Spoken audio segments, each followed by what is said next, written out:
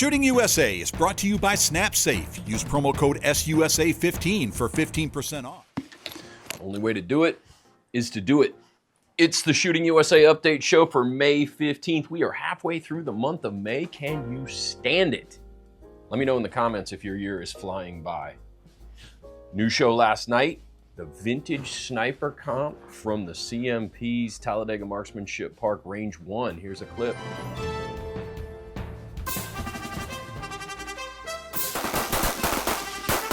For the CMP, this is where it really comes together. Marksmanship skills and an appreciation for those who came before. We stand on the shoulders of giants. Absolutely. That's what the Vintage Sniper Match is all about.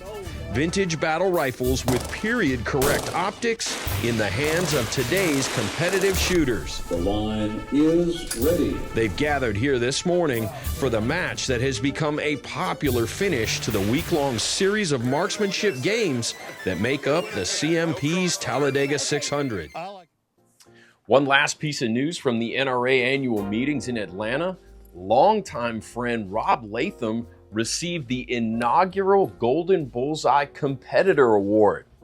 Well, I bring you the great one. Okay, excellent. Well, it is my distinct pleasure once again to welcome one of my longtime friends in the shooting world, competitive shooting world. You will know this man. I don't even have to say his name. I'll just say his nickname. He is the great one. Rob Latham, welcome to the Shooting USA Update Show. A couple of quick things to talk about. Tell us where you are if you can, because you look like you're somewhere important. I am. I'm in the product development office at Springfield Armory's corporate headquarters in the thriving metropolis of Geneseo, Illinois.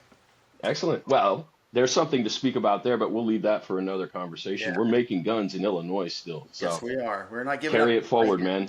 We are not giving up the fight here. We have meticulously scoured this particular shot, so nothing sensitive will be seen. Yeah, don't go down on the desk. The key element that I want to talk about is this latest news, the NRA Golden Bullseye awarded for competitor. This is the inaugural award, and it goes to you. How big an honor? That's got to be awesome. Oh, it is. It's unbelievable. Matter of fact, when I went up to receive it at the NRA convention, I cried like a baby when I was talking. Honestly, I was overwhelmed with the whole thing, and emotions might have got away from me as it all sunk in. It's because it's a career. I've been doing this for so long, John. Good Lord, you know, and to have something be recognized like that, it's a big deal. At least to me, it is. Well, congratulations, because I know it's a tremendous honor. And the moment I read the headline in the Outdoor Wire, I reached out. And you're so gracious as always. I mean, we've known each other every bit of 30 years at this point. Yeah, and sure. You allow me the access to barge in on Monday morning to the product development office, and we make a bunch of other younger dudes get out of the way so we can do this quick interview. So thank you again for that. The assistant can't figure out how to get his dang computer to work. But, you know, when they did this, John, it just makes me think back to the decades. It's not years, it's the decades. And, of course, I've known you and your dad for so long. And it's just the whole thing's kind of a little overwhelming. But the truth of the matter is they're sitting there going like, listen, Rob's getting old. We don't know how many more years we've got. If we don't give him something soon, he's going to kick the bucket, and we're all going to sit there and go like, God, we should have given him something before he went. So at least it wasn't posthumous. Yeah. I mean, that's good. You're still on the right side of the ground. And still shooting every day. Well, with that in mind, that gets me to the next question, which is we're smack dab right in front of the Bianchi Cup next week. Will we see Rob Latham at the Bianchi Cup? No, my life has changed pretty dramatically. A couple years ago, the focus went from my own competition to taking that skill and knowledge and experience I have into the product development at Springfield Armory. So fundamentally, I'm employed not to shoot, but to use that experience and knowledge into developing and improving products. Which for me is, I would never have thought I'd love it the way I do, but I do. I work with guns every day. I work with every platform. It's not just go out to the range and practice. and everything from bolt action rifles and semi-auto pistols and everything you can imagine. This is a dream job. It's one dream job that morphed into another dream job. That's a beautiful thing. Everybody could aspire to have that. If you love what you do, you never work a day in your life, as they say. That's right. It's with all, 11 Bianchi Cup championships in your bag, I guess, your body of work there is well established. So it's worth noting on roblatham.com, there are some other achievements that I just want to rattle off. 8-time IPSC World Shoot Champion, 34-time USPSA and IPSC National Champion, 8-time Steel Challenge or World Speed Shooting Champion. I mean, it's a body of work that obviously denotes a recognition from the NRA in the form of this Golden Bullseye, but at the same time, it has allowed you and I to cross paths in so many different environments. And there are a couple of stories, because I want to say this before I say these couple of stories. When I read that headline, I whipped out my phone and I opened a text to you, and there were so many texts after Jim's passing.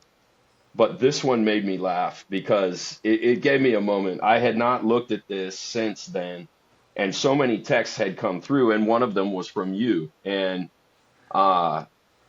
you wrote, "I heard the bad news. I'm really sorry. I hope he was peaceful and satisfied in a life well lived. I don't like many people, but I sure liked your dad." And when I read that day, it meant a lot. And the best I could do that day was thank you. But to read that again now, having not even thought about it, or even frankly, it's almost 2 years at this point, but to have read that, I thought, man, that's special. And with that in mind, there's a story that I hold dear to my heart because it's at the very beginning of American Shooter. We're talking 1994. oof. And we were at an IRC, and your dad, bless his heart, he was always so incredibly kind to me. He was a natural teacher. World-renowned firearms and shooting sports photographer, Niall Latham. We're at this IRC, and I'm 19, almost maybe 20 at the time, and they had brought out a scissor lift, and we'd put our photographer, a guy by the name of Bart Volpentesta, in that scissor lift, and he raised up in the scissor lift, as you would expect. They brought a scissor lift, raise it up. Yeah. Well, that raised him up past another berm.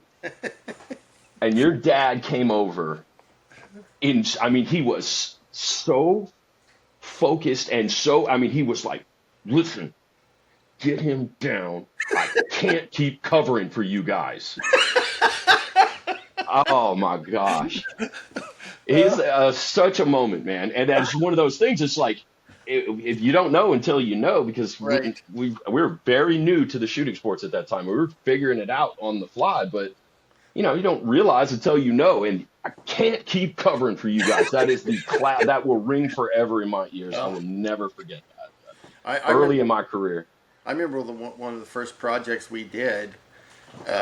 It was at Bianchi. It was like right after Bianchi, we did some Right. training segments. I don't even, it was 100 years ago. I don't remember when it was, but I know that we had a training bit, and your dad, bless his heart, we go in there and we start working on the shooting. He says, "Now I can't duplicate his voice, of course, because nobody can."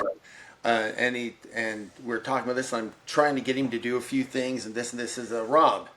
You have to understand, I'm not the shooter. I'm a shooting personality. So that was at Bianchi, and I don't remember when it was. It was probably in the same time frame. That But early 90s, Yeah, mid-90s. Yeah, Right. I was there. I still remember- Those because we the broke American Shooter days. Yeah. I remember that stuff, man. And he wore the denim, and he had the denim shirt Yep. with American Shooter Yep. stitched on it, Yep. and had the elbow pads Yep. in tan. Unbelievable, man. I'll never But you forget had giant hats. You had big hats. Everybody had big hats back then. Yeah. Anyway, that was the style. well, as I promised earlier, we'd spend 5 minutes, and here we are, almost at 8 minutes. So, again, congratulations for the Golden Bullseye. We'll miss you in Missouri next week, but your body of work there is done. You can stand on everything that you've ever accomplished there and continue to do what you love. And my congratulations. I can't wait to see you in person next time. Well, thank you. Well, I turn 65 next year, which puts me in a new division. So I will come out and shoot a few select things and get a super senior title or try to get one. And so I'm not gone, just forgotten. That's right. This from Julie Gollub's Living Life Fully Loaded blog. She had a trip out to the Buffalo Bills Center of the West and the Cody Firearms Museum. She got to handle one of their newest acquisitions, a Gen 3 double action break top Smith & Wesson embellished by Tiffany & Company.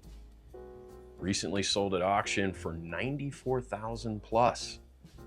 A letter of authenticity and research comes from none other than Roy Jenks at Smith & Wesson, showing the provenance of this particular revolver. Youngest brother Mike Burrows and his StanceWorks channel on YouTube get mentioned on the Joe Rogan Experience. Apparently Joe's been following Mike's F40 build.